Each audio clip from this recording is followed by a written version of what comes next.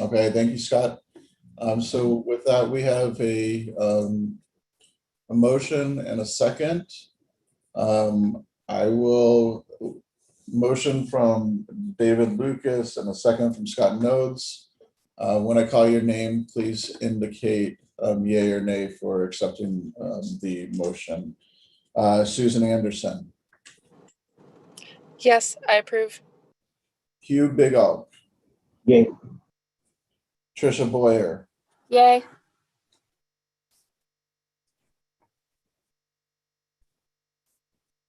Trisha. Sorry, yay. Okay. David Cates. Yay. Alan Galicia. Yay. Dana. Yay. Hong Hu.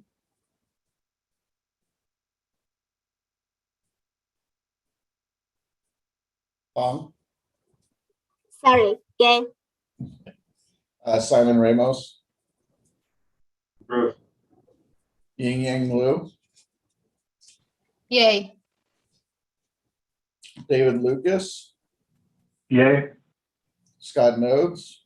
Yay. Recall Schatz. Recall's not here, I don't think. Mike Sutton.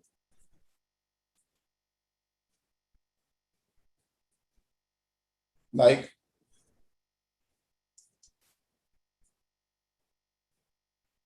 Yay, sorry. Okay, thank you. Tessa Wessel. Yay. Tony Whitfield.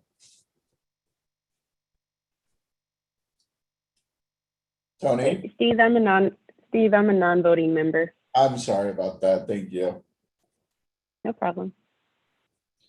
John Willett. Yay. Faisal Salim. Yay. And Marty Zeig. Yay. Okay, with that, we have the motion passes.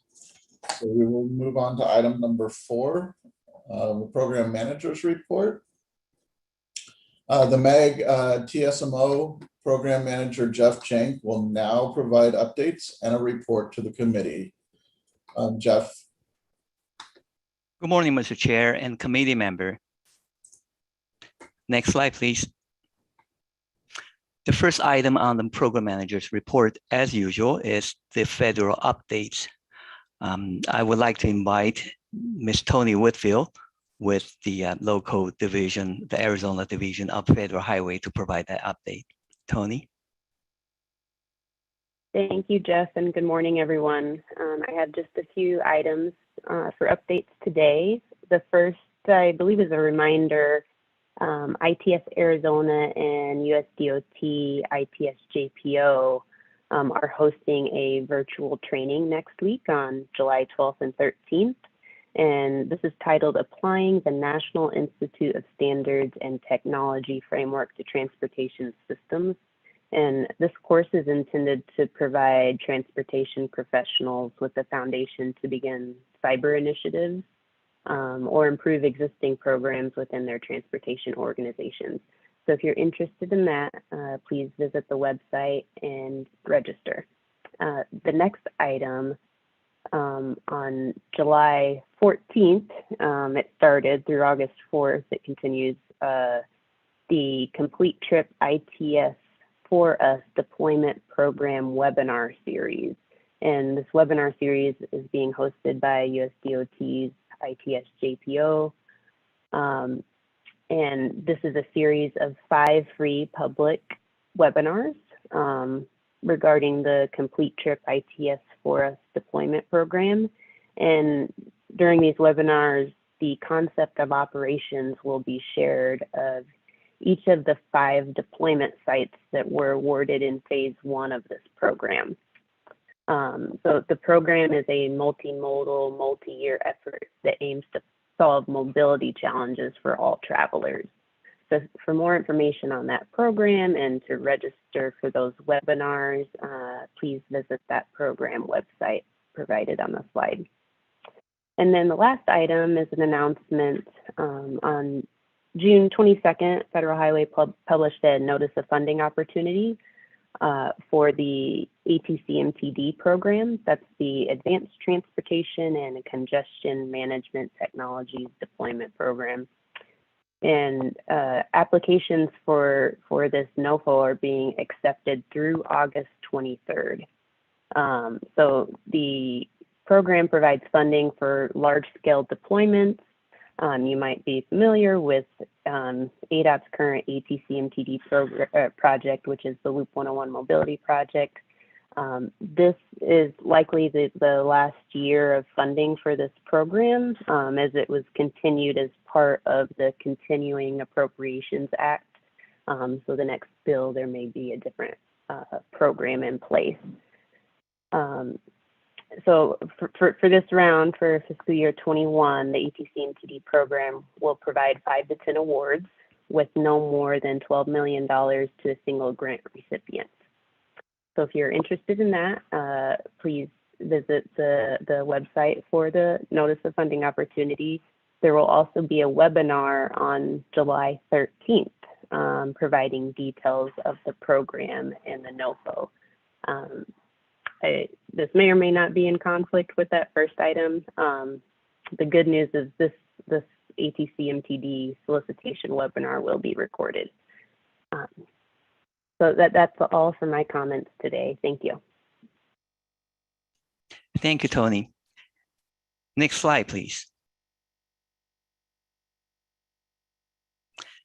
The next item, I would like to provide an update on our preparation for this upcoming TIP call for projects.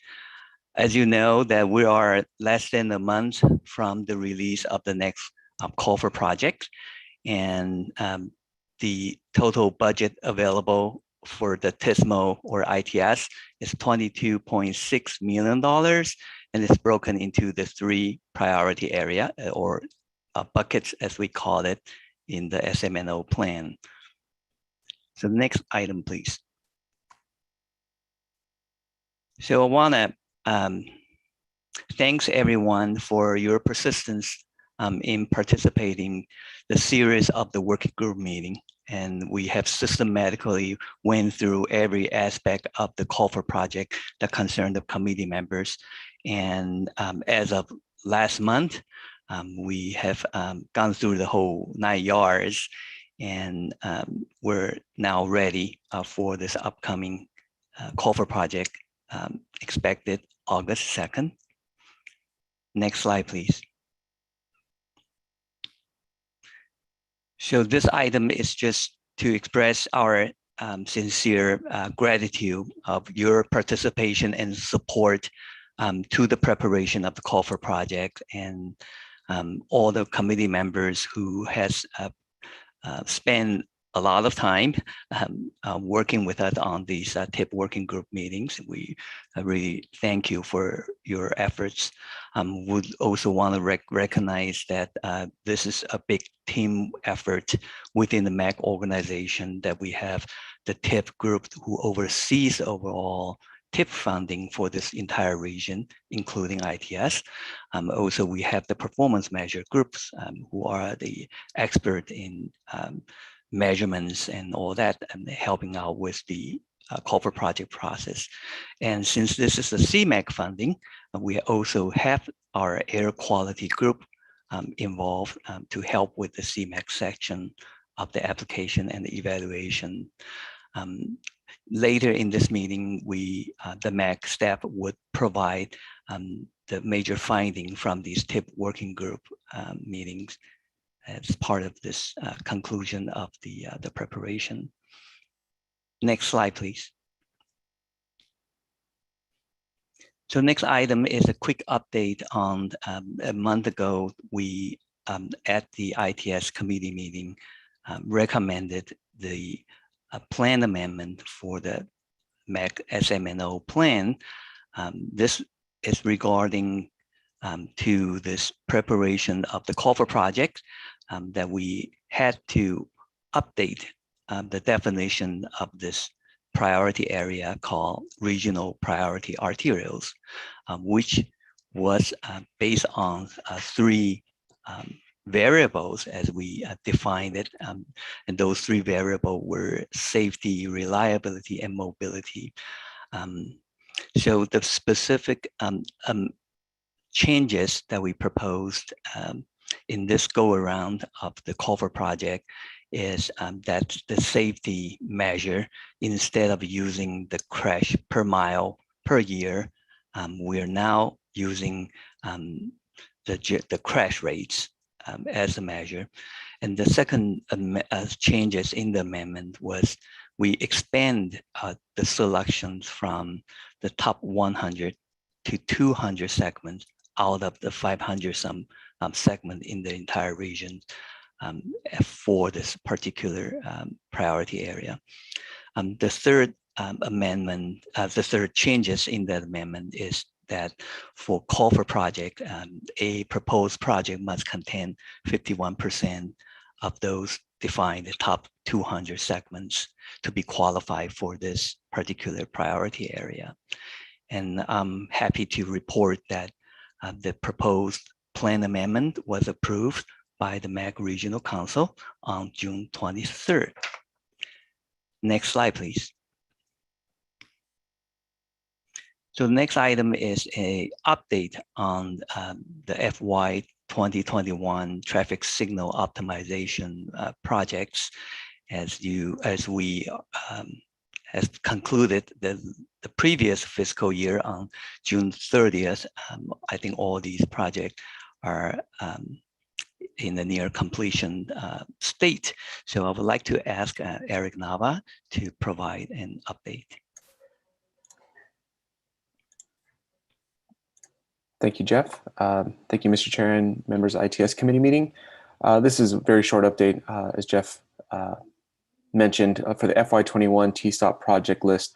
All projects have been completed. There's a list of 7 projects that have been listed as completed, with the 8th project was extended for 1 additional month for the performance evaluations, and that entails gathering information for before and after using INRIX data on the corridors that were performed with signal updates, as well as 3 corridors using the TransSync software, using the essentially what's a floating car method, but using the TransSync software. And I believe Jeff will have an update on some updates on that as well.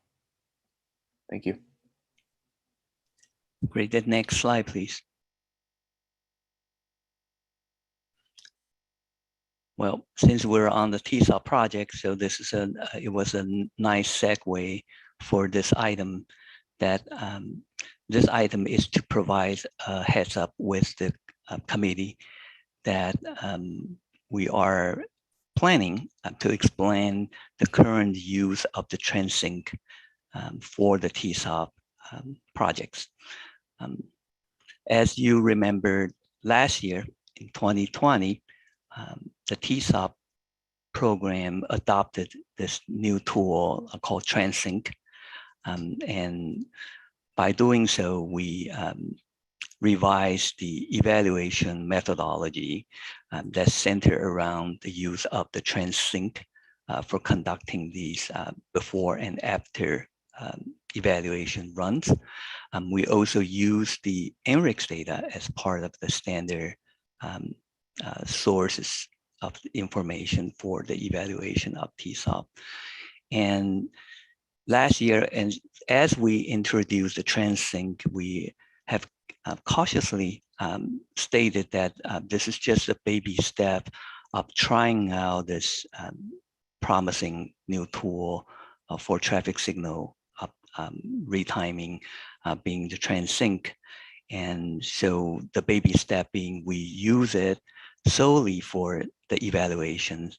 And as you know, that the way that we structure our Tsa project is that while we award the different traffic signal retiming projects, we also have one dedicated evaluations project. And that's where the TransSync is currently used by that dedicated evaluations consultants to evaluate the selected Tsa Project. So the plan is to include the TransSync in the signal timing development part of the workflow for the next, and the next being, we know that there is a 2022 Tsa project that we have recommended is now being approved by the MAC councils. So this is like the one after, that's FY 2023, that we plan to include this TransSync as part of the signal timing, retiming workflow. And so by that, I meant that the TransSync run will not only use for the evaluation purpose, but also will be used in the refinement of the traffic signal the signal timing, which is really the strength of this product. So it's going to serve the dual purpose that will be used for developing the timing plan, as well as the evaluation. So the next slide, please. So just a real quick reminder of what this TransSync tool is. It is really a iOS device-based software that run on iPad or even iPhone. There's a mobile versions and that you typically use it as you drive through the corridors.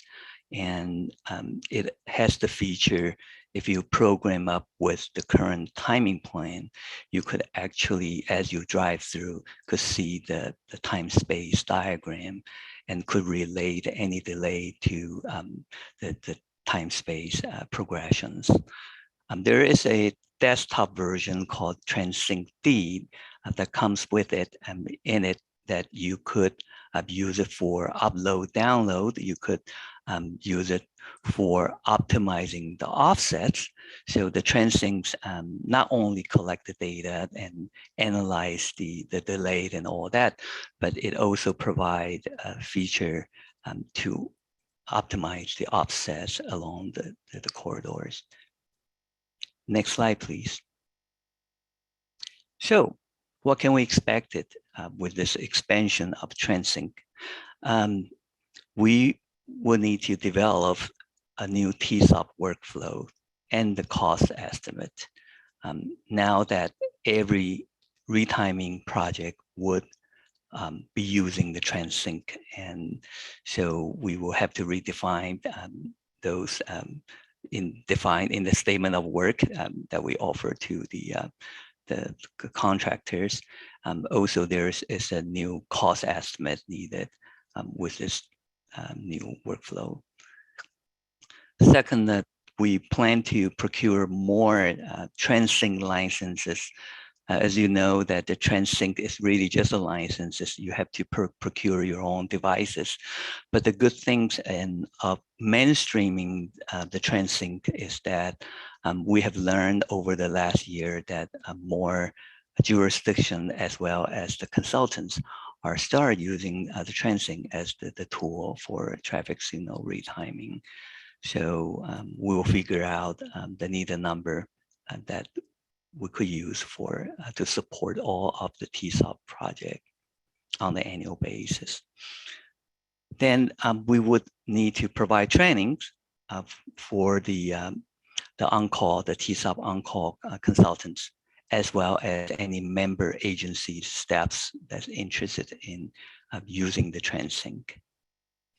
So that pretty much concluded my presentations. I would like to pause and see if there's any questions.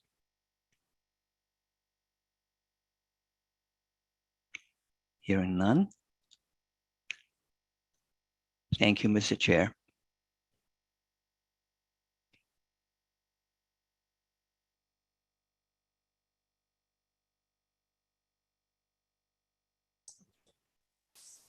Hey, Sorry. Jeff, I apologize. I did have one question. Sorry about that, Steve. That's okay. Yes, Mike.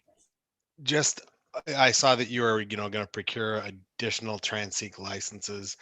And so it just made me wonder, are you going to would it be cheaper to purchase those licenses for each jurisdiction and then have the consultant use them? Because then instead of, or are you going to just get additional licenses to kind of hand out for whoever the consultants happen to be? That's a great suggestion, Mike. We will figure out, because I mean, apparently there are a lot of jurisdictions, right, in the MAC regions, but typically we have around 8, 9 Tsa Project awarded per our current budget. That's $500,000 a year.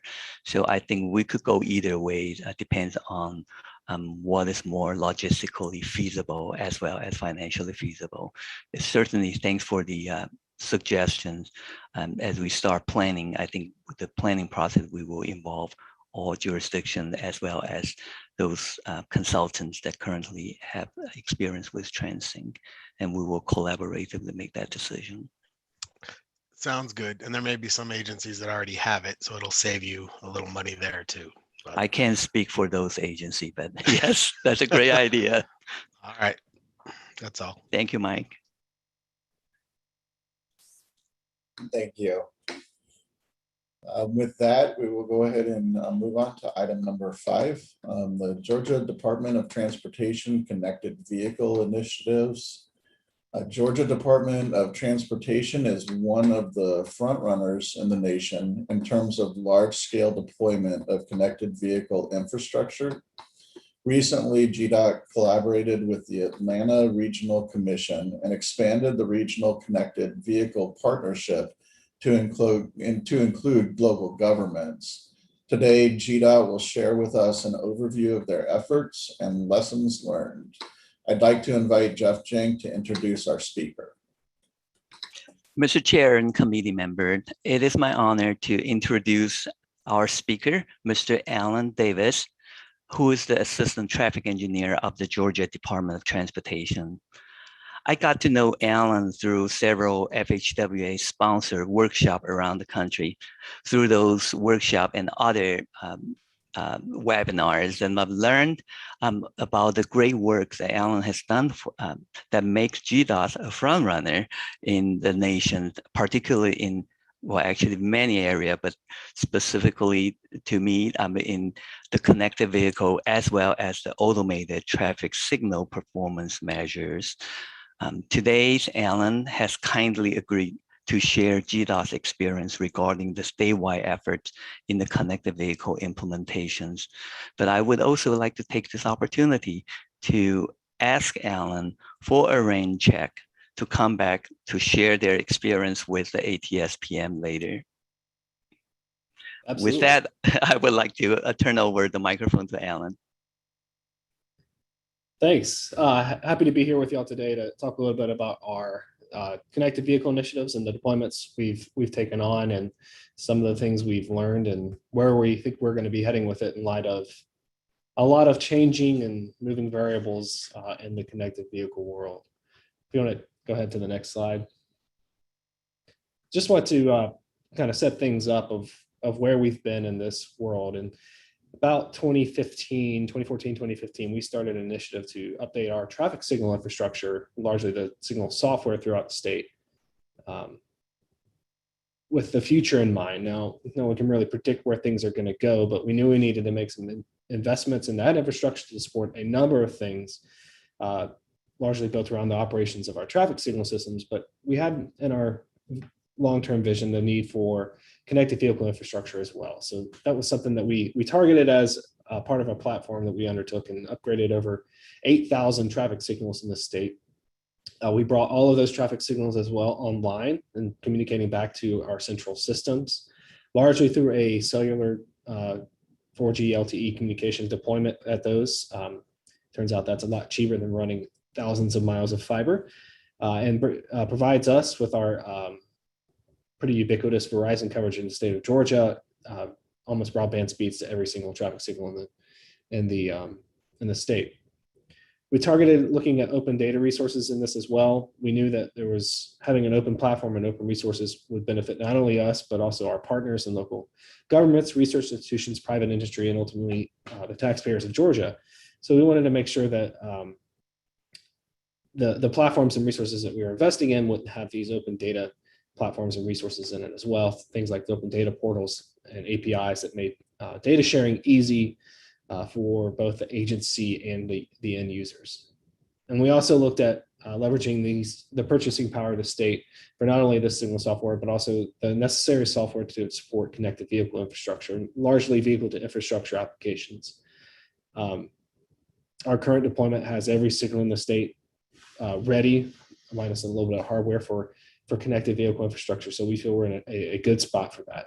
So this has been a long path for us to get to where we are now, but we feel like these investments continue to build on each other, enable us for many future things in operating our signal systems and our arterial infrastructure in general. Go ahead to the next slide.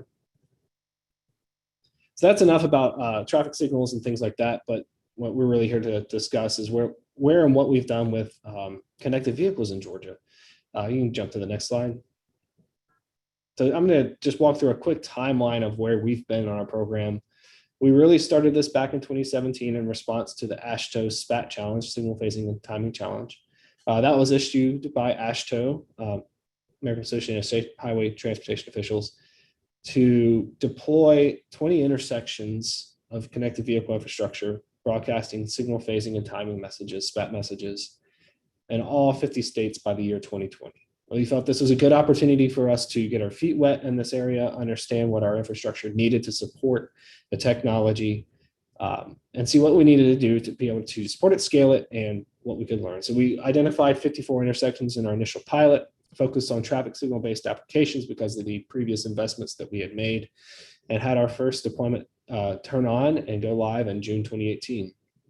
That deployment was a success for us. We learned a lot and saw that the ability for us to scale that out was pretty easy, all things considered. So in the next year in 2018, we targeted taking that 54 intersections to expanding out to our regional traffic operations program, or RTOP, which is a signal optimization program we have in Metro Atlanta, to expand this deployment to all of the intersections from that program. So we went from 54 to 1,600, and we wanted to be deliberate about it and intentional and say, this is not just a pilot program, but rather we wanted to equip the entire region with this infrastructure. You know, it's interesting to equip a corridor or two of these things and run a few applications here or there, but we genuinely believe that we would begin to see the needle move and have a response from infrastructure if we began to equip the entire region with this technology. And we also took the opportunity with this expansion to deploy some applications centered around emergency vehicle preemption and priority applications for transit vehicles. In 2019, we received support from US DOT and everyone's favorite grant program, ATC-MTD. The 50-50 match aside and the fun paperwork of a federal grant, this was a great partnership for us to really expand our deployment of RSUs under this RTOP program to really hit that 1,600 number. Then in 2020, we partnered with our Atlanta Regional Commission, which is the Atlanta area MPO, to look at adding in an additional 1,000 intersections. There were a number of local agencies who wanted to participate in this program and not just deploy on state routes, but actually see more and more activity in the region to participate in this and leverage the availability of federal aid match to equip even more intersections. So this program sought to equip another 1,000 intersections across the region.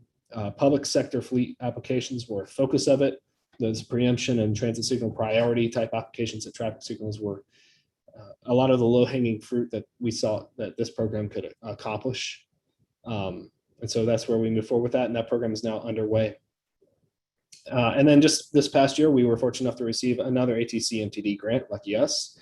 This one's focusing on a preemption application for our first responder vehicles in Metro Atlanta.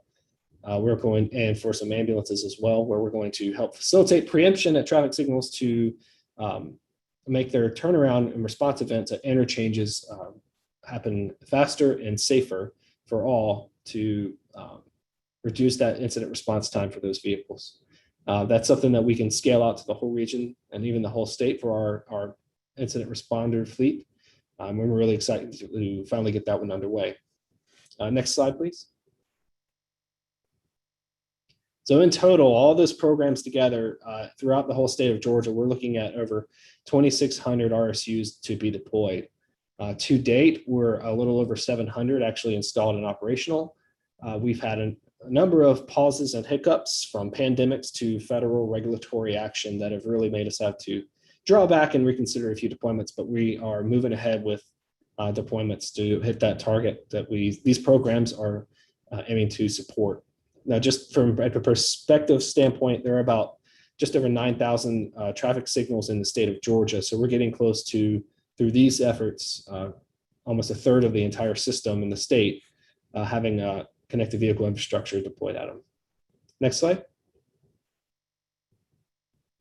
I'll give you a view of where these deployments are. This is a snapshot of Georgia up in the blue lines up around Metro Atlanta there in the top left of the map is our initial deployments that GDOT deployed. Those are the routes that we have the RSUs currently deployed and operational on. You'll see the green stars there as well represent Atlanta Regional Commission project partners, sites that have committed funding to that program as well. We've already hit over 700 of the 1,000 intersection target goal for that. You'll notice down to the bottom right, we also have some deployments down around Savannah. This is a port-centric, a freight-centric deployment for us, where we're working with the Georgia Ports Authority there, as well as some private freight carriers to explore benefits of freight signal priority, as well as some information messaging for when we have at-grade crossings blocked for extended periods to assist with the efficiencies gained and ingress and egress to the port, and just providing information out. And then over to the left in the western side of Georgia, there's another blue line there that represents a public-private philanthropic deployment we have with the organization called the Ray. This is the Ray on I-85 in partnership with Panasonic, where we've deployed RSUs along I-85 at 6 locations, focusing on rural freeway applications with connected vehicle infrastructure. We've just recently expanded that out to an additional number of intersections there all around the Kia factory that is in that part of the state, to look at freight signal priority and actually equipping some executive fleet vehicles at the Kia facility there to demonstrate the value there, integrating the onboard units into the vehicles themselves and really taking advantage of infrastructure and the technology that Panasonic brings to the table in their Cirrus platform, which is a data aggregation management system for connected vehicles. We're very excited about that and its expanded scope and profile there, and happy to really to get our feet in there with that expanded fleet presence. Next slide, please. Just a quick view of how we've established our framework and how we really approach V2X in general. We really see 2 paths that are driven by applications and the need for the data coming out of them. There's what we call safety automotive grade data. This is what we consider data that has a time sensitive element to it. It needs to be delivered to a vehicle or a user within a certain amount of time, typically less than like 5 milliseconds, in order to take advantage of safety applications and systems that are on or integrated into a vehicle. So you think about things like red light violation warning, where you're actually wanting to alert or stop a vehicle, alert a driver or stop a vehicle in the presence of a red light violation, someone running a red light. That time is of the essence in getting that information to vehicles. This is the groundwork of direct communication, V2X, that vehicle to vehicle or vehicle to infrastructure. And so we see the need for that direct connection from the infrastructure to vehicles there. We also see the benefit gain from information and data shared out, again, through these open data portals. This provides a lot of the mobility and information type data, as we call it, to where third parties or research institutions or others can use that data that's not necessarily time sensitive, but can look at over trends and integrate third party applications to really understand and improve certain situations. We've had a number of partners tap into this data for research applications, for improving routing algorithms, for popular mapping applications on smartphones and things like that. So we've really seen a benefit there, and being able to securely share that data out to others and see it go. But you really have these, we really see benefit in having these 2 paths for the safety applications and the mobility applications moving forward. Next slide, please. Some of the applications that we've been working with on this, since we've been able to stand up such a broad base of infrastructure. I mentioned emergency vehicle preemption. We've equipped a number of fire engines in Gwinnett County, which is in Northeast Atlanta, for emergency vehicle preemption. We have a pilot of transit signal priority in Midtown Atlanta, where we are working to improve transit vehicle schedule route efficiency and reliability in one of their least reliable corridors. We've seen some great success there and learned a lot about what happens with GPS signals when you have an urban canyon scenario. I mentioned the freight priority and information projects we had down at the port and equipping those things. Again, emergency vehicle preemption, transit signal priority, and freight signal priority all have common elements tied to them and how they interact with the traffic signal system. It's just the context of them that they're used changes based on the vehicle. So having a good framework and understanding of how those work with this technology has been extremely beneficial to us as well as our partner users in this. And the signal phasing and timing applications that we demonstrated, those being red light running and I think on optimal green speed, where we inform a user through an OBU of based on their trajectory in the green band of the traffic signal with the optimal minimal speed they need to traverse an arterial to clear green lights is a really fun and useful application. It's all based on that SPAT and MAP applications or information that we set up in our initial pilot deployment. Next slide, please. I'll just take a quick minute to dive in a little more detail on a couple of these pilot projects. This has been one of our more interesting ones, really seeing what we can do to benefit transit signal priority. Our regional express providers state has interest in transit signal priority as an application, and GDOT, who traditionally has not been involved in applications like transit signal priority, has an interest in seeing connected vehicle technology be promulgated in public sector fleets. So this is a great partnership for those two ideas to come together and see how they could benefit one another. Does transit signal priority really benefit the region and these multi-regional express bus carriers? And is connected vehicle infrastructure a technology medium that can adequately deliver the applications? Because what we have set up here is a great opportunity for regional interoperability for an application like transit signal priority, which is of utmost importance for transit operators in Metro Atlanta, because we have quite a few jurisdictions and quite a few interagency, interjurisdictional transit routes. We've had this running since March 2021. This was actually delayed about a year before we could get it operational due to the pandemic, but so many things seem to be impacted by that. But we've had it up and running. We've continued to tweak things with positional requirements and things like that with the infrastructure. And we have seen a steady improvement in reliability so far on the transit vehicles on this route. Next slide, please. I mentioned the freight signal priority project we had done at the port. We have a substantial issue here with at-grade crossings. And in our conversations with port executives and private freight carriers, one of the biggest needs is just getting the information to operators of when a crossing is blocked so they can make decisions to go alternate routes in and out of the port.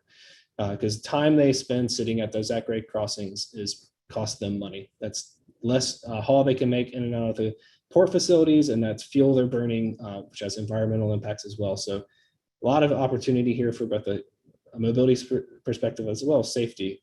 Some of the maneuvers that these operators can make in and out of the port to get around trains can sometimes be interesting, to say the least. And I also mentioned that we're exploring freight signal priority. There are a number of warehouses and things for inland terminals and train connections along this port. So they're making a lot of short haul routes. So any way we can make those more efficient, we're seeking to do as well for this effort. Next slide, please. I mentioned the Ray and the partnership we're having there. We currently have 4 of our vehicles equipped. This is our first deployment of what's known as CV2X infrastructure.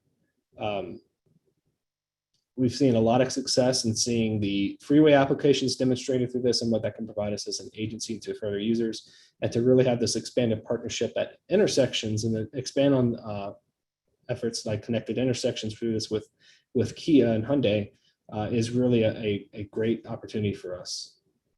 It's I'll add too that the partnership we have with Panasonic here has been a great benefit for us as well, to understand from a data perspective, what can be gained and learned and benefit an agency like us in operating the roadways that we have, what this technology can provide for us. Next slide, please. So looking at the path forward, there's been some regulatory actions and industry delays, regulatory delays that have really impacted our deployments. We started very aggressively in equipping infrastructure as an agency and as a state, and really had, in a lot of ways, hit a speed bump in what that looked like. So we've began to pivot a bit in our deployment strategy from a perspective of broad deployments to enable applications to focusing more on targeted deployments and applications. So you see these things come up with these port deployments or these transit signal priority applications where we have a very direct output we're looking. That's where we see a lot more of our deployments moving in the future. We see these regional partnerships, like with the Atlanta Regional Commission, as a great framework for how to move forward. We have a project right now with Gwinnett County where they are calling it their Smart Corridor program that's been procured by GDOT that is really all about deploying applications on their public fleet, largely their transit and emergency vehicle fleet. So we see the benefits of leveraging the deployments we have out there now and building on them to accomplish common goals from the state and local agency partners. We're going to do our best to hedge technology and continue to be as agnostic as we can and look to transition to wherever regulatory and market trends go, like to cellular V2X deployments, all the while still making the most of our investments that we have currently deployed. And we'll also continue to pursue these open data platforms and what they can do for us moving forward. Next slide, please. Now, I mentioned the ARC project. That's really been a great framework for how deployments in the future are going to look. These partnerships with local governments, leveraging the power of the state to ensure interoperability. It's been a great benefit there. These smart corridor initiatives that I mentioned are great frameworks for test beds, applications, and leveraging the built-out ecosystem that we already have.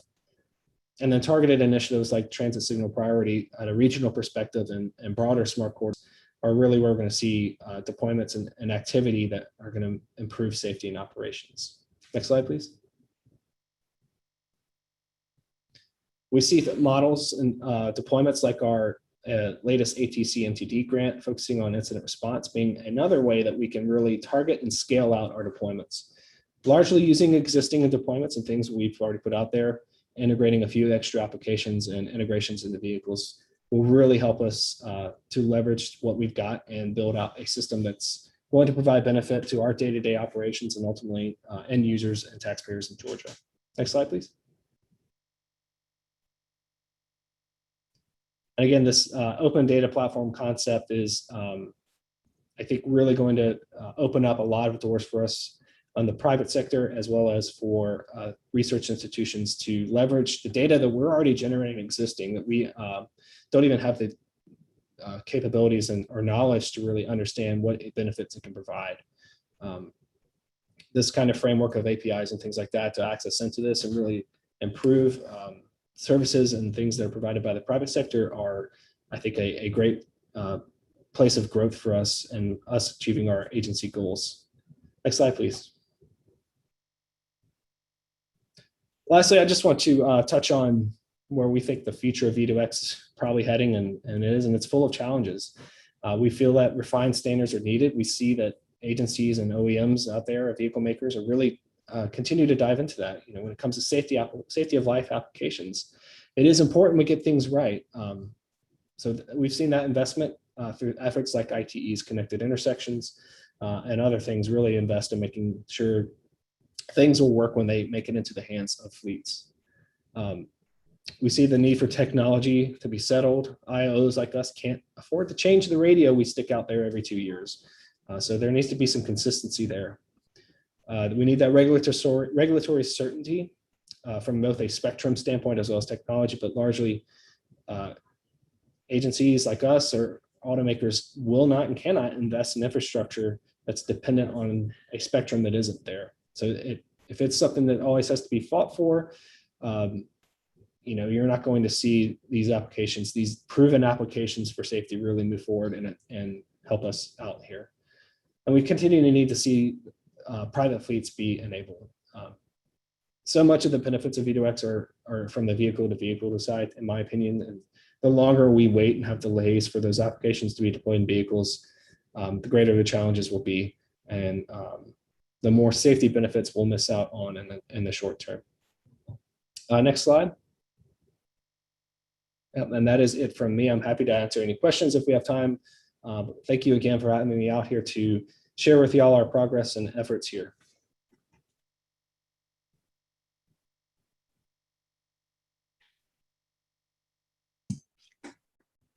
Thank you, Alan. It looks like Faisal has a question.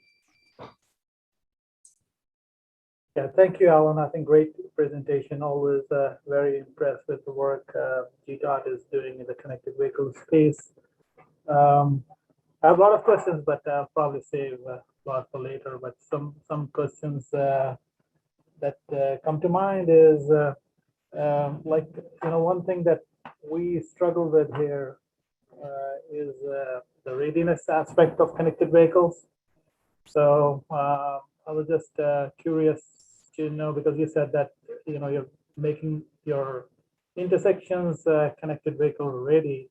So is there a formal practice that you have established to assure the readiness, and then what does readiness means from one application to another? For example, for the automated grade applications, what steps are you taking to make sure it's ready to support those safety applications versus the mobility ones like transit signal priority or this? So I appreciate your insights in that context. Sure, no, that's a great question. Early on, we've had a lot of partners in our development of our deployments that helped us understand what was needed and what was necessary for a lot of these deployments. And so focusing on, if we're broadcasting the SPAT and map information from an intersection, what it meant to get that right, how important it was that it was accurate, and that there was a verification process in place. So any deployment we have before we make it quote unquote operational, we go through a rigorous evaluation to make sure that the phases line up correctly, that the maps are aligned correctly as well, so that any user of that system can participate in it. And as we've seen those standards become more refined, or options, things that were previously options and standards become mandatory, we've enjoyed the contractual flexibility with our partners that help us integrate all this stuff to participate in enhancing what we have already.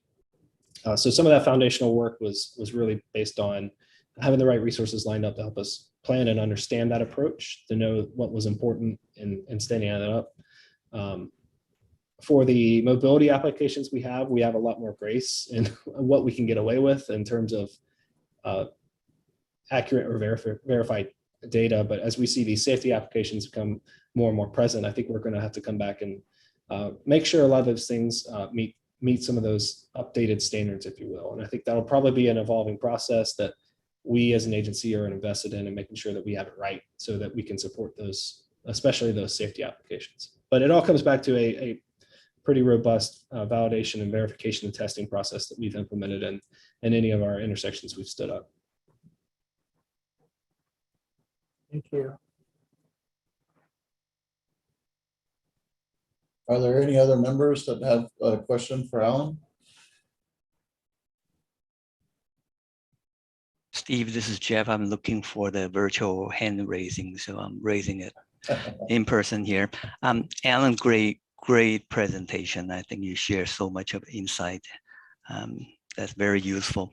I'm mostly interested in this unsettled dispute between the DSRC and the cellular CV2X. And I know in your presentation, you have mentioned that your part of your second ATC MTD grant, you're doing the LTE CV2X. And I wonder if you could elaborate on that, because A, is it with a particular carrier? Or number two being, you also mentioned Kia and Hyundai, and that is interesting as well because where the connected vehicles stand for now is the radio aren't a standard built into the vehicle yet. So we are now resorted to just the public or special fleet operations. But could you also elaborate on Kia and Hyundai's specific role in your project? Sure.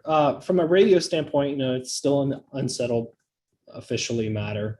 There's a further notice of proposed rulemaking that was put out by the FCC recently that proposed to make CV2X, cellular V2X, the standard within the remaining 30 megahertz of spectrum that is available as of a few days ago.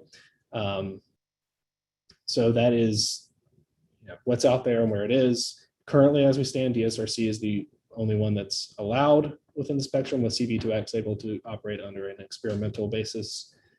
I don't know the future, and there's lawsuits involved and things like that right now, largely around the spectrum itself. But all signs, both industry and regulatory, seem to point towards a future of CV2X. I think there's just, honestly, a lot of money involved in investing in that, so that's probably where things will end up. So we as an agency are trying to be ready for whatever eventuality that holds, which includes now deploying a lot of times both DSRC and CV2X. Our infrastructure itself and our applications, though, are really agnostic to the radio stack. The radio is, we use it as a radio. It points it, the data is generated off the radio and sent to the radio, so it can be broadcast through DSRC, CV2X, 5G new radios, 6G, whatever it ends up. So I think we've had some good strategy there, and how we have built our system that is not necessarily dependent on a radio technology. As far as carrier, you mentioned, since these are all direct point-to-point devices, they are meant to operate without a particular carrier. So there's no carrier involved. This is all, it's known as PC5 communications, direct device to device, in the same way DSRC worked. So what's going into the onboard device? Is it an LTE-based device? So if you have a onboard unit that is communicating over DSRC, it is a DSRC OBU. If you have it communicating with CV2X, it is an LTE CV2X device. There's no SIM card in it. It is that point-to-point communication back to a direct radio either in another vehicle or on the infrastructure, or both. So you would need to have different SIM card in order to talk to different carrier, right? For the CV2X. If you wanted it to talk to a carrier for some reason, sure, yeah. Our involvement, you mentioned Kia and our involvement there, they are partnering with us there in phase 1 to equip 10 of their executive fleet vehicles with onboard units that'll integrate directly into their CAN bus system. And so we'll get a few of those second tier BSN level type applications when the windshield wipers are on, airbag deployment, things like that, to be able to demonstrate a lot of more of the data acquisition elements of the V2X environment and what basic safety messages can provide. Phase 2 of that will actually be working with some of their freight carriers to work on freight signal optimization in and out of their facility. The margins they operate on and the timeframes they work on in manufacturing vehicles and in Western Georgia and any auto manufacturer are pretty tight. So if we can gain them some efficiency in work zones and things like that, getting freight and supplies in and out of their facilities, that's a benefit to them. So that's going to be a great partnership we have with them. Learning for both of us, both of them having the infrastructure integrated into their vehicles, and then having a broader fleet for us to understand the applications of that on that 18-mile stretch of interstate in Western Georgia. If you allow one more questions, I found the red light running application really interesting. That is not a fleet base, I think. So could you elaborate on how it might work? Now we don't have the 100% penetration level. Sure. So the instance that we stood up was a basic demonstration of if a vehicle based on its trajectory was not going to clear an intersection before it turned red, and a simple alert was provided to the driver. So it got the information from the infrastructure that the termination of the green phase was about to terminate. And then the onboard unit had a speed and trajectory, and then some simple math could figure out that a vehicle was not in the clear. So it provided an alert if you were going over 10 miles per hour on a display to a driver. Now, formal red light violation warning incorporates other vehicles into the system, and could even go as far as integrating into a braking system in the vehicle that could stop a vehicle. So that's an advanced application that we haven't yet implemented, largely because we're not vehicle operators, but our piece of that puzzle is providing accurate SPAT and map data from the intersection. So we're doing what we can to support that to the ever-changing demands of automakers. And the add-on question to that is, what kind of human interface do you put in? Sure. So we have the onboard unit, we stuck a little Wi-Fi router to it so it can connect up to a simple tablet display where we're running a custom-built application that visualizes things like the signal phasing countdown, the optimal green speed to travel, and then that red light violation warning. Thank you. Alan, I know I think Faisal and Hong have questions, but I'm going to jump in really quick here. I kind of had a question about I'm assuming, or I was told in the past that the SPAT and map messaging that comes out, does it only work with either time of day plans and or free operation of the signals? If you were to have something like an adaptive system, are you able to still get that same information to a driver? So this has been a great conversation point with the ITE connected intersection effort, where the automaker guys are trying to understand how traffic signals work. So the answer to your question is yes, it does work with any operation of a traffic signal. What it does, the SPAT message for that, one of the elements is when the light's going to change, right? So the way it works now is it says a point in time in the future is when this light is going to change. Now, as a signal, if it's running fixed time, that is always going to be the time. It's fairly certain, 99% certain it's going to be when it's going to be. There's no other inputs other than a clock spinning on the computer to affect that time. If you add in things like detection and actuation, you introduce some variables so that point in time can move a little bit based on the conditions of traffic, but at some point it will hit a definitive element. Add in a fully actuated, more complication, and then an adaptive system, that point can move around a bit more. But at some point there will be a fixed time where that phase will terminate. So that's the way it works, and it does work with any form of operation of a traffic signal. It just you lose your confidence in what that number is.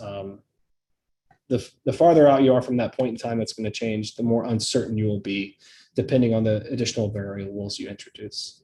One of the big pushes from automakers was just give us, a certain amount of time, 2 seconds, where before that light turns, that you're going to be changing. So just lock in that decision a little bit earlier than the controller does now. And then we can work with that for things like red light violation warning, which that's something that traffic signal controller industry appears open to accommodating, which has been a great conversation back and forth between those industry partners. Wonderful, thank you. Faisal, I think you had your hand up again first, so I'll start with you. Well, okay.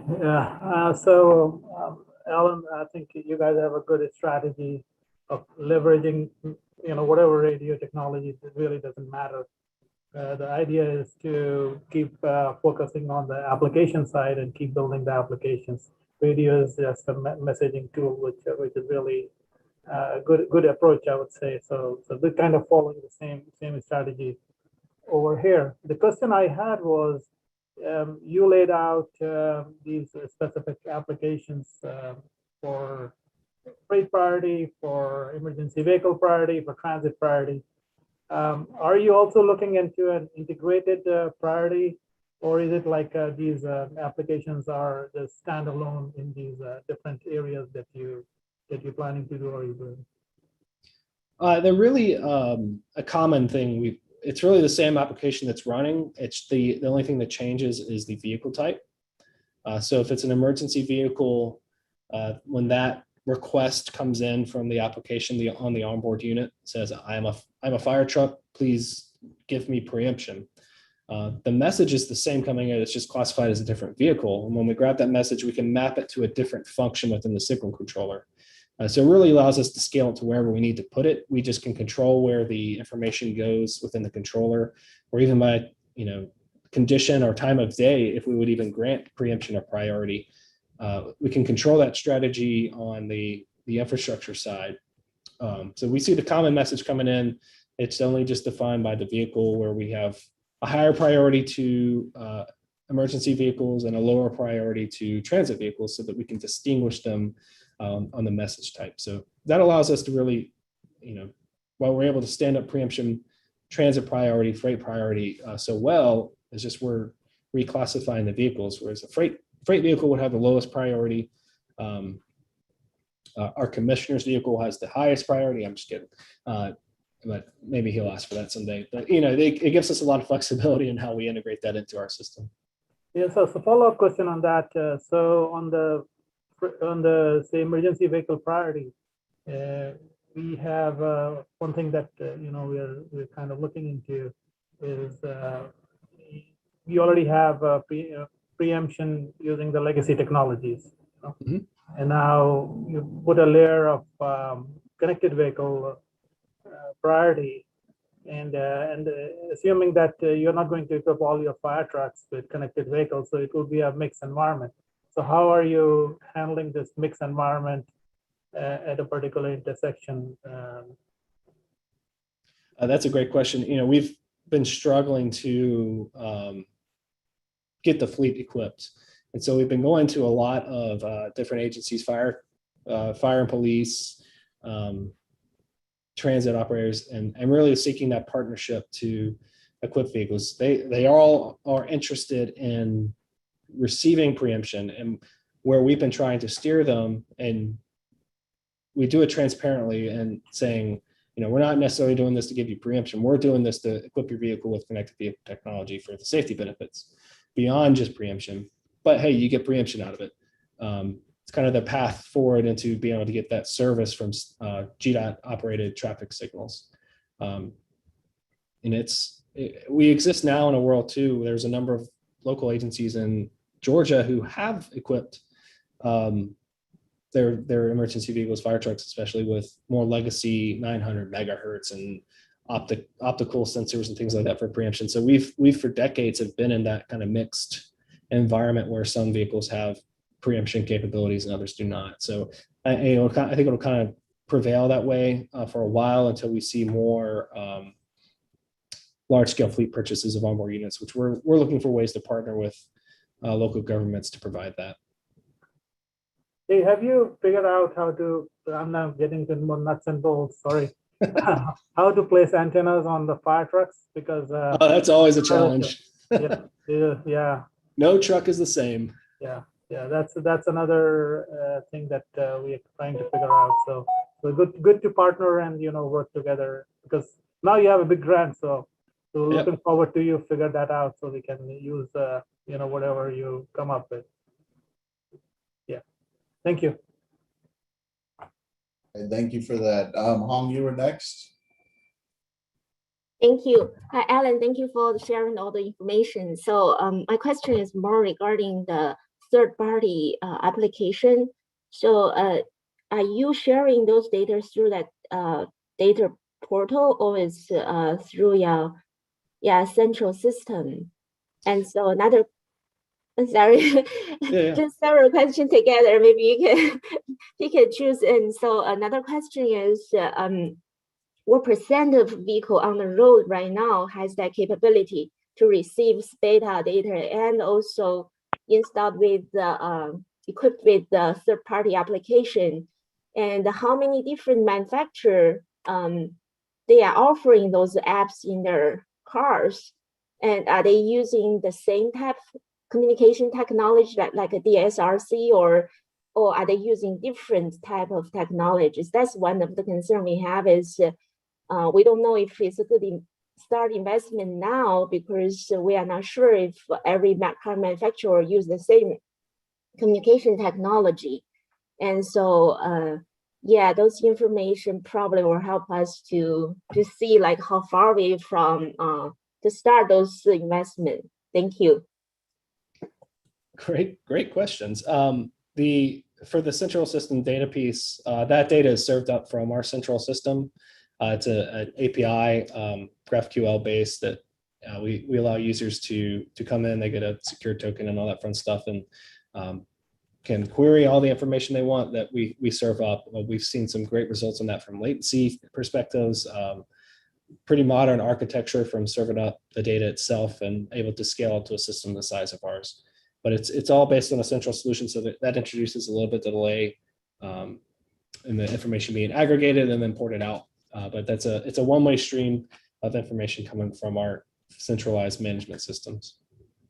As far as the application or fleet percentage of vehicles that are equipped, vehicles that are equipped with direct communication, radio to radio, radio to infrastructure, are very few. Very, very few. But vehicles that are equipped with a standard cellular connection, and I say that not CV2X cellular, but cellular like your cell phone, there's a number of those that are out there. I mean, a large number of, I think 90% of all vehicles that come off the assembly line now have a connection like that. Now that's not one that can connect to a roadside unit, but that's one that connects back to a Verizon, AT&T, T-Mobile tower. So there's a difference there. You're going back through a macro cell station. There are a number of automakers who have integrated some type of system into their inboard dash infotainment systems. One of note is Audi, who has a little traffic light application that's provided by a company called TTS. And TTS is the third party that connects in directly to infrastructure like ours to gather up the data, and they make some predictive analytics based on the watching signals over amount of time, and then provide information to the automakers itself. So that's all done through that kind of traditional network-based connection and not that direct connection. And that's one of those applications where we see non-time sensitive information access to things like data portals having value is through that. Thank you. And Scott, you had a question. Yes. Excellent presentation, Alan. I was part of a peer review committee 4 years ago that visited GDOT, and we traveled throughout the state. And I know our committee is very positively impressed with the entire GDOT staff there. Great. My question is regarding cybersecurity. Have you done anything to minimize hackers into the system? And have you had risk management legal staff look into program to minimize any tort liability? So cybersecurity is a major concern, especially when you start introducing this. When we first discussed this idea with our IT staff and our cybersecurity staff at GDOT, and we basically told them we were putting wireless access points at every intersection. They, laughed us out of the room a little bit, kind of thing. But when we had introduced, the idea that much of it's built around secure framework, introducing things like security credentialing, built upon threat analysis type things that are already built into agencies, field network infrastructure to begin with. There's some layers in there that provide for some security at the agency level as well as at the intersection. So much of it is built around security, it's designed around security. Messages have to have that credentialized message inside of them to be able to be used for anything. So that is a very important piece of the design of connected vehicle infrastructure as well. And it's been a real big focus in the future, making sure that the data that's sent from these intersections or from vehicles is data and information that can be trusted. So that's a big part of it. And we are constantly looking at ways that we can improve it, industry best practices and standards that we can implement, and very, daily conversation with our IT staff about what we need to do to better protect our field network, especially when we add in these things like connected infrastructure to it. Okay, thank you. Thank you, Alan. I'm not seeing any other questions. We really appreciated your presentation. Oh, Faisal might have one more question. All right, just a quick question, if you have time, just really quick one. Alan, have you guys also looked into RTCM correction? Is that needed? We have quite open skies here, so I just wanted to learn if you have looked into RTCM.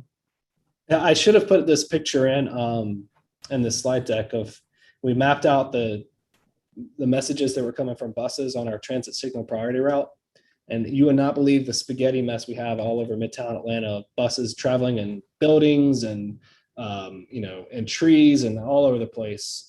So yes, RTCM is something that is needed and something that we are looking to implement this month, actually, in a test scenario to really get that lane. We can make it work for things like transit signal priority, right? We can kind of get you close enough to the intersection through some data smoothing for a bus to be able to say, I'm approaching broadly this approach at an intersection, so please give me priority.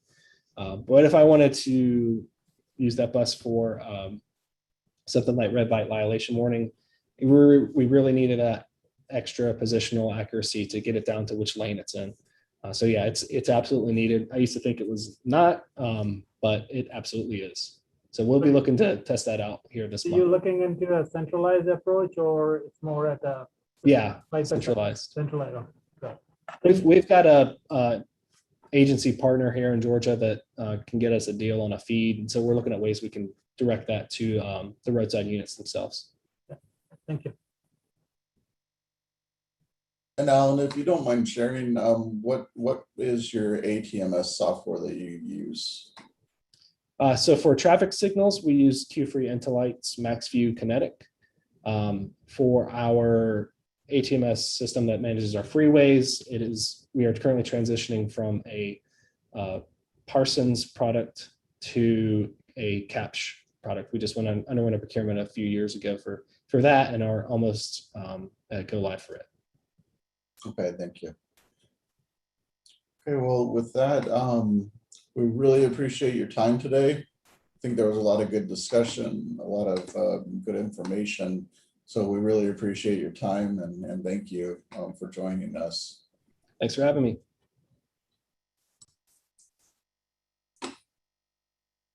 Hey, with that, we are going to move on to item number 6, the FY 2023-24 TIP call for projects, programming overview, project application form, and evaluation process. The fiscal year 2022 MAG TIP call for projects is expected to be issued on August 2nd of this year. The TSMO program will be included in this call for qualifying ITS projects to be considered for federal Cmac funds in fiscal year 23 and 24. In preparation for this call for projects, a series of working group meetings was held, as you're aware, of the ITS committee to review and recommend improvements to the competitive programming process. MAG staff will present an overview of these efforts, and I'd like to invite Jeff Jenk to present this. Great. Thank you, Mr. Chair. Next slide, please. So this is a quick overview of the major findings from this series of TIP working group meeting that we've conducted in preparation of this upcoming call for project, expected August 2nd. Again, this call for project relates to the budget identified in the phase 1 SMNO plan.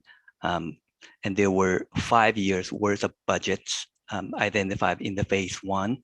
And in the previous call for project back in 2019, we have used the first 3 years of the budget being 2020 to 2022.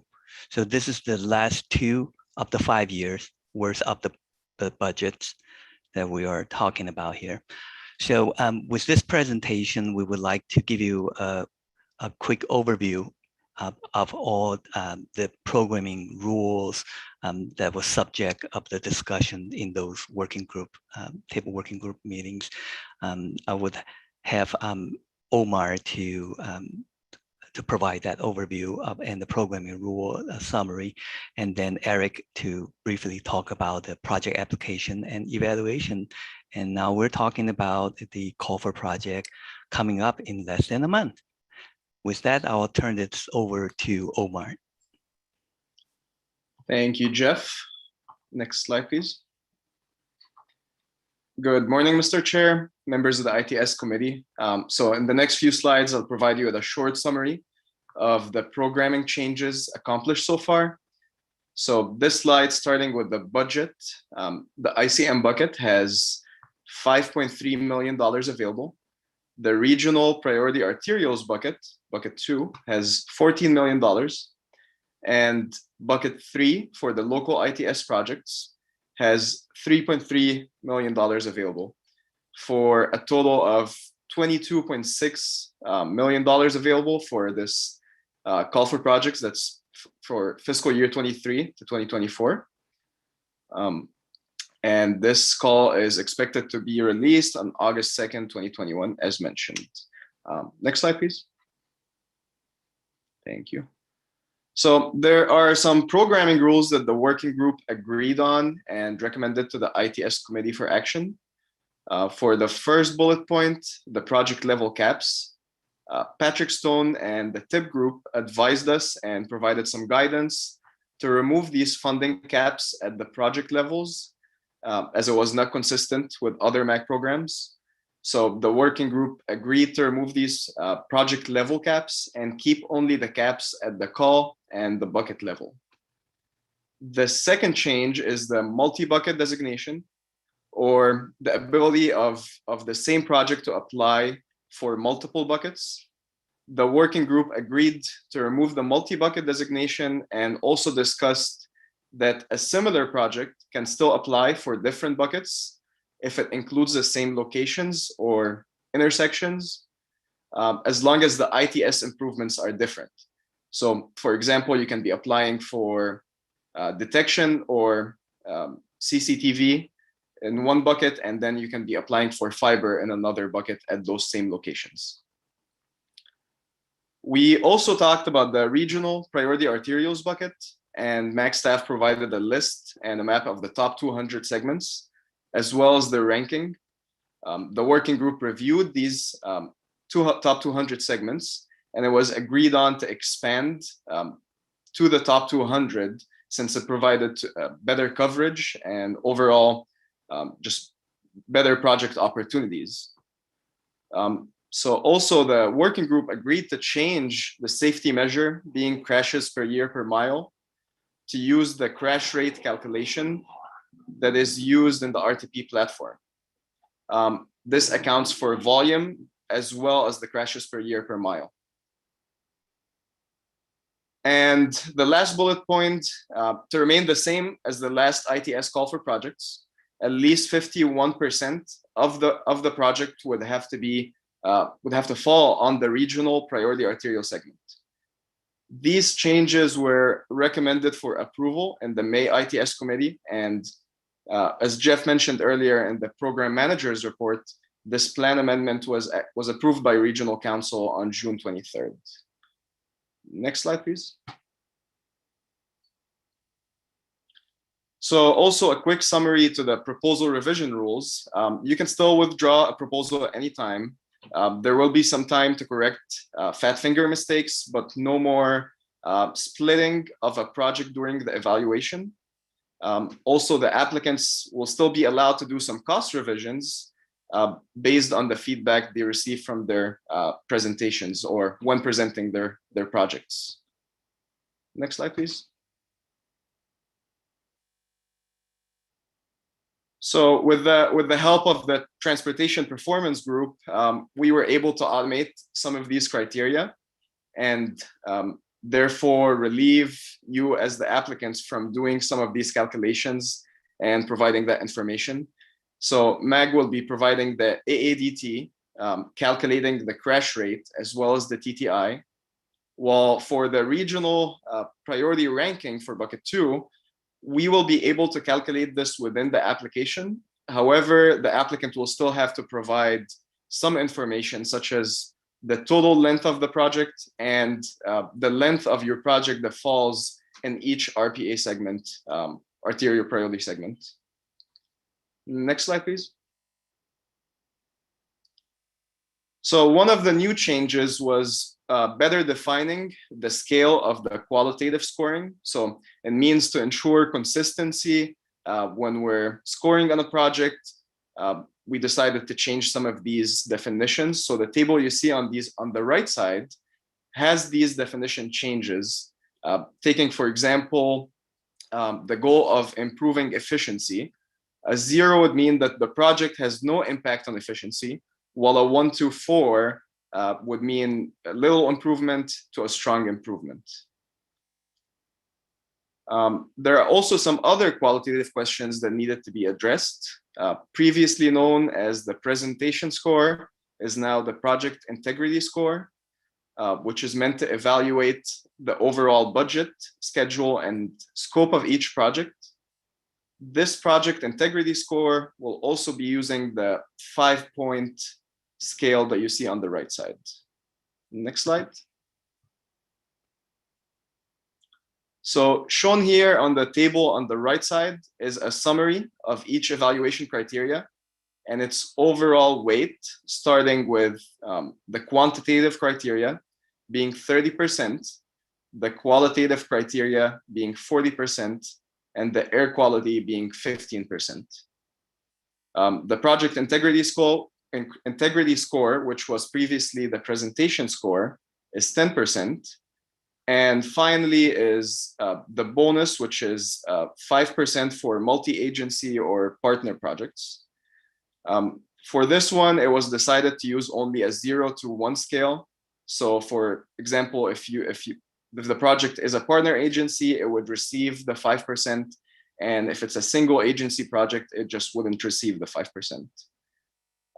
Another note, there was on the air quality methodology, it has been recently updated with some improvements that Eric will touch on those in a little bit later in the slides.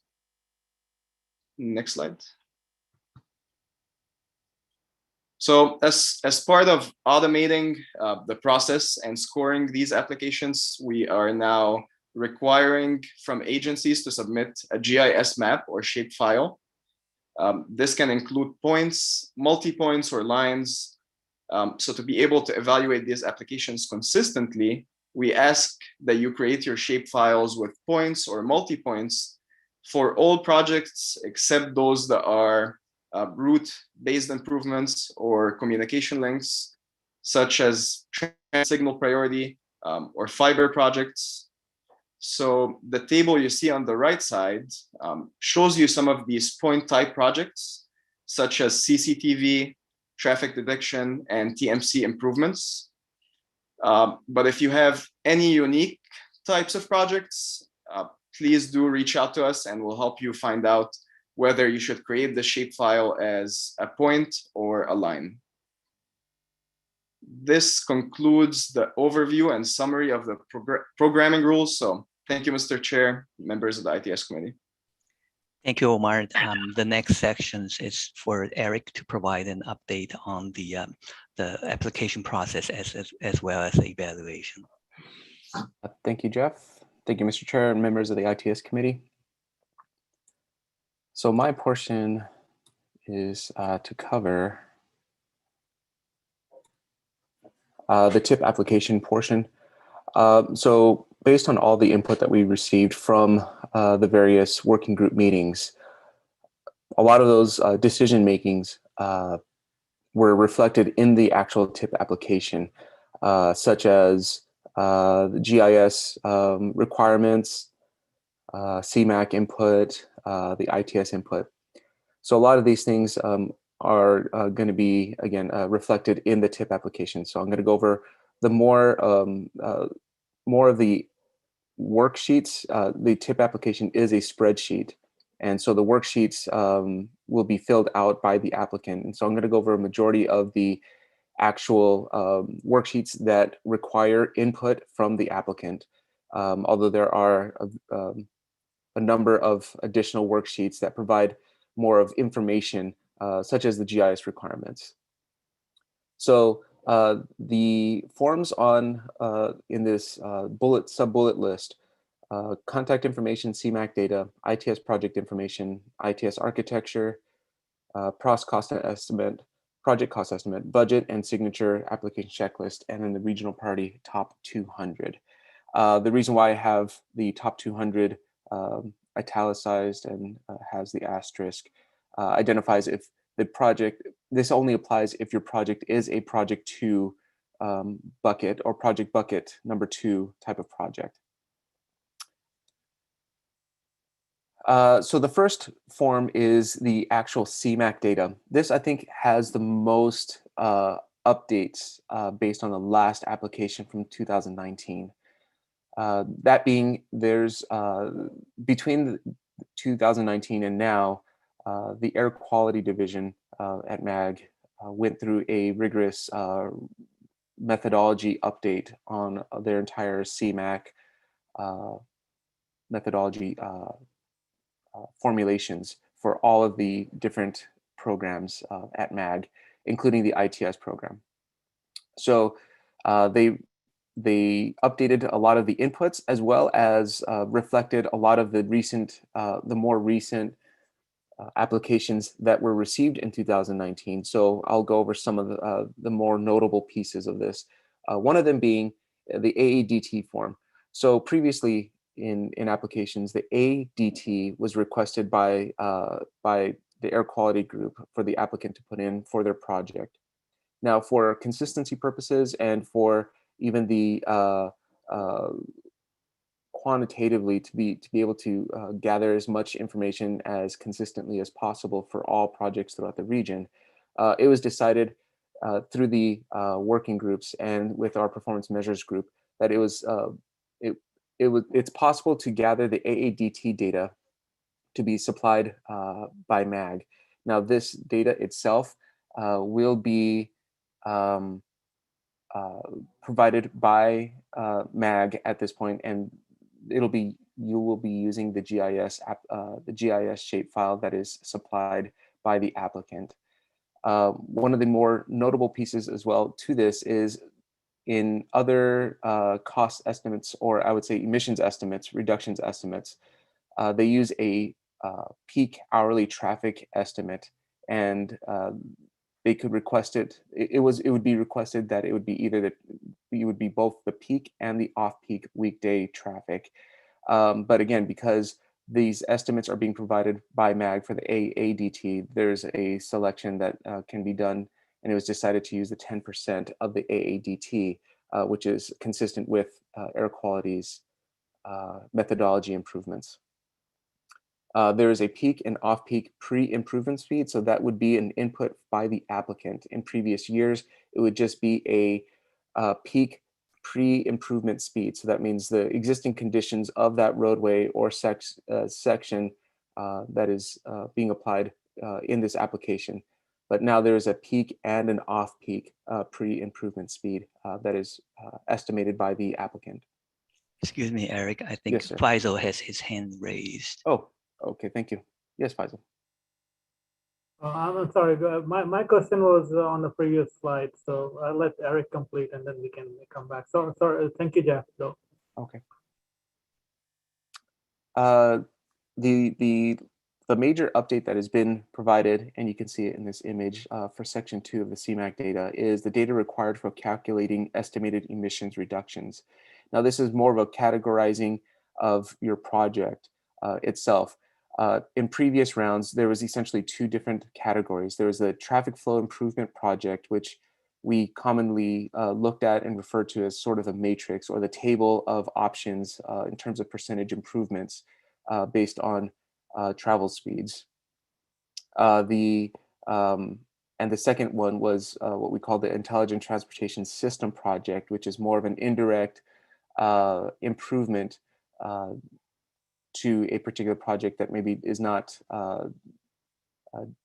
explicit in terms of direct improvements, but is improvements such as, let's say, fiber installations, CCTV cameras, things, network equipment upgrades, things of that sort. You would simply just put in the pre-improvement speed, an estimated post-improvement speed. There are new sections or new categories that have been identified and have a methodology behind them and have been included in the application. Some of those new categories are a signal priority project, so it's a transit signal priority type of project, an EVP type of project or signal preemption project for emergency vehicles, flashing yellow signal project, and the last one is a regional systems management and operations project. Now, as I mentioned, the two listed up top have existed before, and these last four are new additions to the Cmac application page. Now, each of them have very unique requirements of input based on the project type itself, and the data is required for the applicant to put additional information into those portions of the project. As I mentioned previously, the first two are somewhat very similar. There's still a matrix table for the traffic flow improvement, or more of like a signal type of project, signal improvements such as, let's say, detection or upgrades to controllers, things of that sort. At the intersections, you would use that table because they are direct benefits or direct impacts to a particular project that would reduce emissions based on this methodology. The ITS type of project is maybe for fiber installation, network upgrades, things that are maybe not directly impacting per se, but combining all these type of elements provide the operator to better manage and operate the corridor or their jurisdiction, thereby improving emissions quality. Now, and as I mentioned before, the last four require a lot more of additional information depending on the project type, and I would encourage you to look through the application when it is published and to reach out to us early for any questions on those additional inputs. Some may require, say for transit, would require specific information related to the transit scheduling and onboarding type of information. EVP, same thing, is frequency of emergency vehicles going in the project area. Flashing yellow arrow would require specific turn delays on the left turn signals. And systems management, regional operations requires, again, more additional information. For the ITS project information page, this is the more primary piece that we read off of in terms of the application itself that is specific to our program. There's not a lot that has changed. The more notable pieces to this page itself is that there's a single bucket designation now, as opposed to the previous call for projects was that you could designate your priority amongst the three project types or bucket types. This is now a single bucket selection, as Omar previously mentioned in the working group conclusions. There are two additional drop-down menus on this page. One is the functional classification of your roadway and the number of lanes. They were previously in the Cmac page, but it was decided, speaking to the air quality group and the TIP program supervisor, that this information would be better appropriate on this page, as it's not required on the Cmac page anymore. And in the previous cycle of the TIP application, there was what we call the sort of budget breakdown by bucket. So you would break down your project based on the inputs on the SM&O plan, whether it was detection, CCTV, or other type of, and you would have to do a percentage breakdown of your project, and that is no longer required on this project information page. Everything else is primarily the same as previous rounds. The ITS architecture page, the more notable piece, this has always been a requirement in our TIP application, And you would fill that information in on both the ITS information page as well as this architecture page. The more notable update is that since the 2019 call for projects, the ITS architecture, MAG's regional architecture, has been updated and is reflective of prior to 2019. So this, unfortunately, we weren't able to get this completely done before that last call for projects, but it has been since updated. And we can provide additional instructions on how to identify your inventory for your particular jurisdiction. In the ITS information page, there is a link that takes you directly to this application page. Now, for specific type of applications per jurisdiction, the more common ones would be CCTV or surveillance or signal operations. There are different inventory pieces and service packages that are specific to the individual agencies, and all agencies have been identified in the ITS architecture. If your agency is not identified, there is a generic cities and municipalities drop down or availability of services, service packages that are available. And again, we'd be more than happy to walk you through to identify and find all of your service information related to your jurisdiction and your project. Now this, the regional priority application page, this has been updated since 2019. In previous rounds, this is specific to the bucket 2 of the regional priority arterial RPA bucket based on the SM&O plan. Now, in previous rounds, or the last round, you identified how much of your project have been found in these regional priority arterials. As Jeff previously mentioned in his program manager's report, as well as in the beginning of this section, is that it is now required, well, it was last required, but is now official in terms of that 51% of your project, of the total project, must have identified in one or more of these segments of the RPA segments. This list has now been updated based on new information as early as 2019, I believe. And the the safety score has been revised and updated to reflect the most updated information. Now, the way that this previously worked is that you just put in your percentage that you assumed is identified for your project, but now we're recalculating this based on distance. So if your project, say, is 10 miles of arterial, and you would expect then that your project should be 5.1 miles or larger, I would say, you identified the length of the segment that is in your project, and you identify that in the far right column. And this will pre-calculate all of those lengths and determine whether that 51% has been met, and would update your the page on the ITS information page.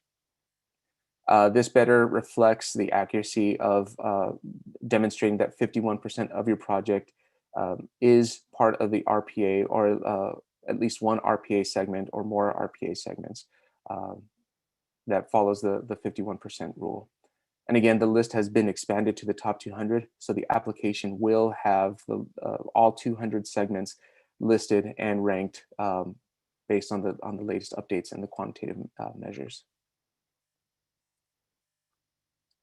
So those are the more notable pieces of the ITS TIP application. This next slides will talk about the scheduling and the sort of calendar of events that we anticipate as we prepare for the call for projects. The official date for the call for projects is August 2nd, probably by noon. That is when the TIP programming guidebook for all modal applications for Cmac funding or for federal funds will be published, and that will also be the date that we publish the ITS TIP application. So that is when you can go to the MAG website and find the TIP webpage, and you will be able to download the Excel spreadsheet. There are 3 dates to be aware of. after the call for projects. That's August 19th, August 24th, and September 2nd. The 19th is the federal funding workshop. So that is for all modal applicants for federal funding. And that is just an overview of the entire TIP program or for federal funds. And that would include the ITS program.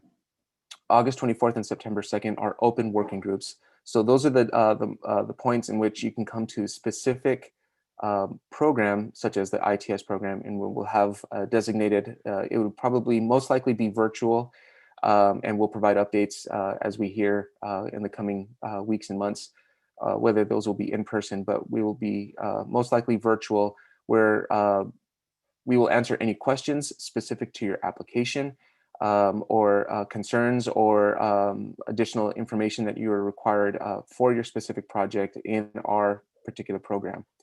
And again, those are designated hours throughout those two dates. But again, you can always reach out to us, give us a phone call or email if you have specific questions on the application. September 17th is when the applications will be due. That is when we receive them, we will receive all those applications, and we will provide you a notification via email that your application has been received prior to the deadline. I believe that is by noon on September 17th. That will give us a week for MAG staff to review applications to make sure that they are accurate in terms of the information required for evaluation. And any revisions before that, even the GIS shapefile information that would be provided, that is required per application to be submitted. Once all those have been reviewed thoroughly by MAG staff, on September 24th, we will publish all the applications on the MAG webpage, the MAG TIP webpage. That is basically the time in which we will notify all the ITS committee that the applications are available online and for download for everyone to review. And this will also be the time in which the evaluation process will begin. We will have the evaluation spreadsheet in which evaluators can review the applications, begin scoring on the qualitative portion of those, and reviewing of all the applications. On the October 6th ITS committee meeting will be the day in which we will have our presentations, and that is the project integrity score that Omar presented, and that is when we ask the applicants of each application to present on the scope, schedule, and budget of each of the applications. And that will be a scoring portion of the project as well on the evaluation sheets. That will be on October 6th.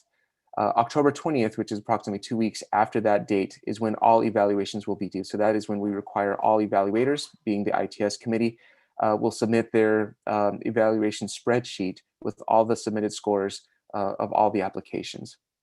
Between that date and through the month of November is when we are gathering all scoring information as well as air quality, taking all the quantitative measures from the application and the GIS shapefile information, and we'll be doing their evaluation to derive the emissions reductions scores, and that will be, again, a portion of the evaluation overall scoring.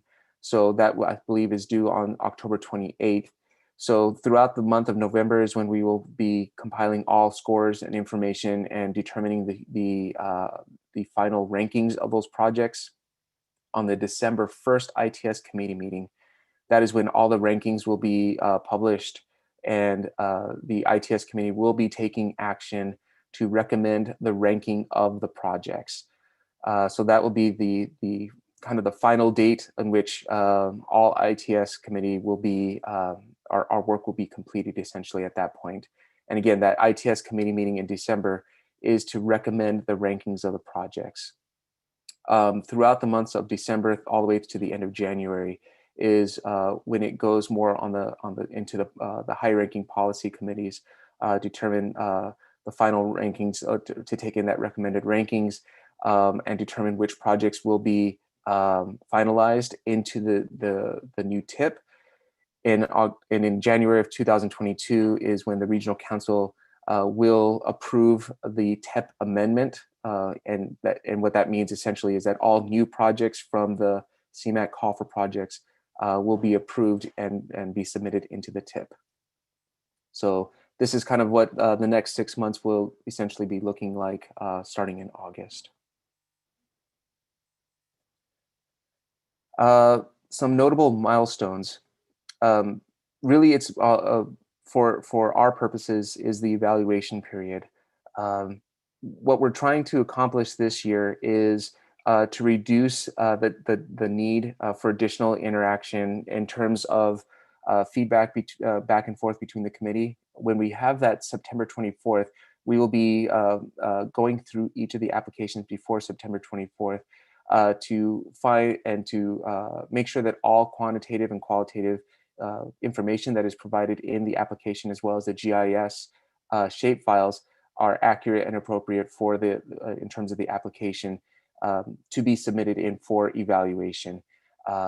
This will help us to make sure, as Omar mentioned in his update, is a lot of this is based upon reducing the need for revisions to the applications, which lengthens the time of our evaluation, which pushes the date of getting the final recommendations. And that's something that we would like to avoid as much as possible. But for the need of the fat fingering incorrect numbers or things of that sort, again, we anticipate hoping to revise those things as soon as possible and to reduce the possibility of those. And then again, this gives us also sufficient time for us to do an internal review to make sure that we reduce the number of those instances as much as possible.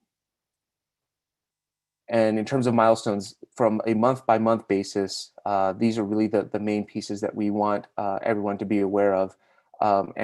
This is the request to the ITS committee in terms of being aware of your activities and the expectations to the committee in terms of providing input and evaluations to the applications. So in September is when you are allowed to get all the applications once posted to the MAG webpage. And October is really a lot of the crunch time, really, in terms of becoming familiar with all applications and being able to review and ask questions of applications and the applicants at the ITS committee in October. On the more MAG internal side is we're also gathering all quantitative measures from the TIP applications and the GIS shape files, as well as the air quality group gathering and making their evaluations on the air quality scores. On the October 28th is when the technical advisory committee for the air quality will be approving or recommending their emission scores. So again, that will be a part of our entire evaluation process. And November is really going to be busy for Jeff, basically gathering all those scores and making sure that the rankings are appropriate to determine those final rankings based on all the input for quantitative, qualitative, project integrity, air quality scores. All of those scores will be compiled, and our final decision making will be in December. And this is just a reminder of all the quantitative criteria that goes into that. And that is, again, that month of late October into November, coming to our final decision making of the rankings in December based on all these 5 quantitative pieces, or criteria, I should say, to come up with our final scores. And with that, that concludes my summary on this, and we'd be happy to answer any questions, including Faisal. Yes, thank you, Rick. My question was really on that previous slide about the gap, and I heard Omar saying that maybe Patrick may have recommended. So maybe a request, or I will be grateful to Patrick if that gap is not there.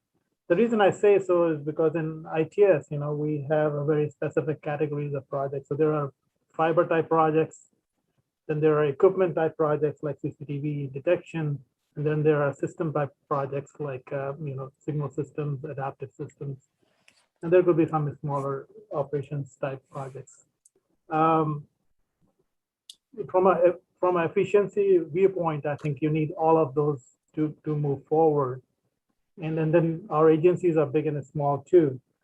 So keeping that in mind, there could be a couple of fiber projects in 1 year that can ride above those other projects, and then that can delay agency implementing very important signal systems or detection systems or CCTV cameras, which they really need. So I see that, we have done very well in phasing the projects using the cap. So if there is a fiber project, across a corridor, we can split it in two phases. That way the project would get accomplished, but at the same time, we get the whole suite of ITS needs that go in making the system efficient. I just worry about that, if we don't have a cap, there could be a couple of high value projects that can really delay or not, the other projects may not succeed. Faisal, I think. And just to add to that, I think I'm just giving you what Tony said, just for the ETC MTD, and it's very similar. You're trying to improve congestion and mitigate, make traffic more efficient. And even the feds have a 12 million cap there and on ETC MTD grants. So I think the idea is the same, that you want to make sure that you're working in all these tools that make the traffic efficient. Well, Faisal, thanks for your comments. I think this direction was provided at the overall TIP program level that apply to all modes, and that means including the ITS call for project. So with that, I don't think we have any ground to make any argument, and I certainly recognize your possible concerns that how that might affect the actual outcome of the call for project. Yeah, our projects are different than construction, and that's what the point I was making. And it's kind of maybe we are diligent and to propose not a very high value, make sure that all these things move forward. That could be an indirect way of doing things. But the point well taken, Jeff, it is if it is decided at a higher level, then it is what it is. Thank you, Faisal. Mm-hmm. So I think I have one last slide if I don't hear any more questions.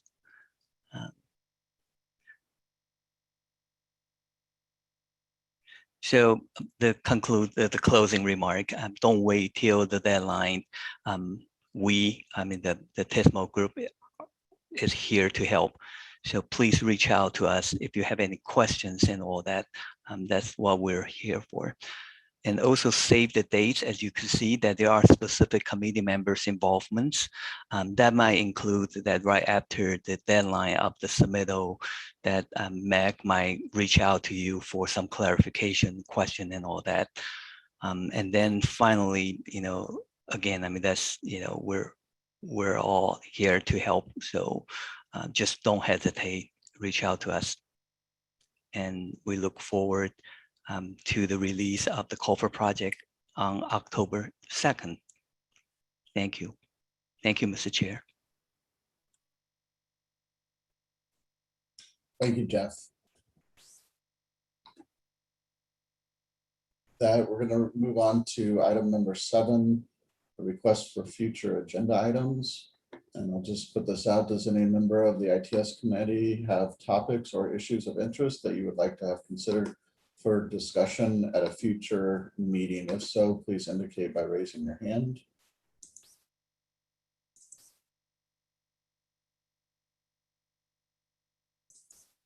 Okay, seeing none, we're going to move on to comments from the ITS committee members. Beginning with Susan, I would like to invite members to share information related to ongoing ITS related project activities in their jurisdiction. So Susan. Hi, I believe everybody's pretty aware of our Loop 101 mobility project. Thank you for everybody for participating in the recent meetings. I really don't have much more to offer today, but I appreciated the presentation from Georgia DOT. That was very valuable. Thank you. Thank you. Hugh Bigelow. Nothing for Goodyear. Thank you. Thank you. Tricia Blair. Nothing from Mesa today. Okay, thank you, Tricia. David Cates. Nothing from DPS today, thanks. Okay, thank you. Alan Galicia. Nothing from Glendale. Thank you. Thank you. Dana. Nothing from City of Chandler. Okay, thank you. Hong Ho. No update. Thank you. Thank you. Simon Ramos. We still have our Signal System Specialist 2 advertised. That position will close out July 19th. That's all from Phoenix. Thank you. David Lucas. Yes, just two quick updates from the city of Tempe. The Tempe streetcar is actively testing along the alignment that began on June 8th. So just something to be aware of if you are along the alignment in downtown Tempe and around the ASU campus. The streetcar is out and about. And one other quick update regarding ITS Arizona. A reminder that the call for abstracts closed on Friday, but the form is still available online. So you still have an opportunity to go ahead and submit an abstract for the conference. And we're highly encouraging submissions from public agencies. That's all I have. Thank you. Thank you, David. My name's next on the list. We have no updates from Peoria right now. Scott Nodes. No updates from Pinal County.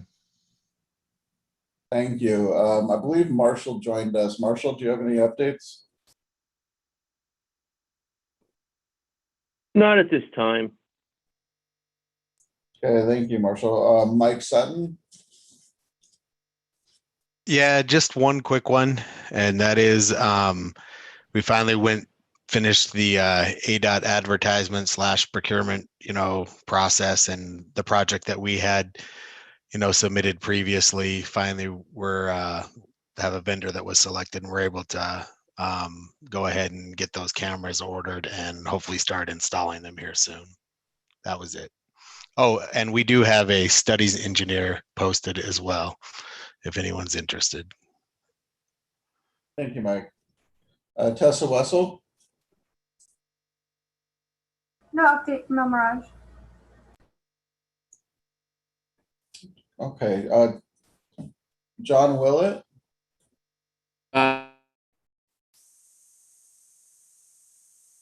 Same basic comment that Mike Sutton had. Our Aedt procurement selected a vendor as well. We hope to be installing our cameras soon and updating everything. Thank you, John. Faisal. Just a quick update. We have Alex Lamka, who is joining us as a ITS project manager, and he will be responsible for the RADS management as well as RADS projects. And talking about RADS, we have the RADS re-architect project that is moving very well. It's mostly the work is related to really looking into the antiquated software in RADS and replacing that. So we're working MAG, Aedt, and McDOT kind of taking lead on that. In addition, the two adaptive projects, which are also funded through MAG, are moving well. One is on Olive Dunlop, the other one is Bell Road Phase 2. That's the only update I have. Thank you. Thank you. And if anybody's wondering, yes, that Lemke is related to the Chris Lemke, that's our city traffic engineer here in Peoria. With that, Marty Zeich, do you have any? Nothing big from Valley Metro. Okay, thank you.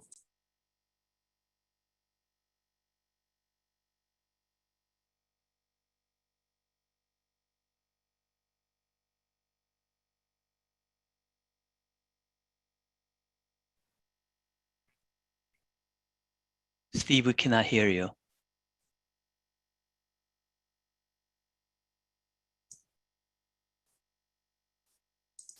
Sorry about that.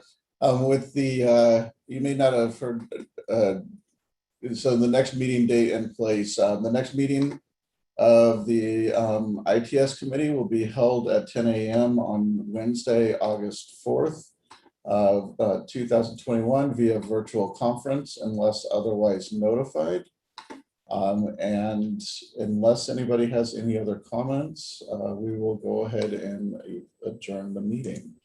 Steve, I think you might have missed Dana from the city of Chandler, or have you?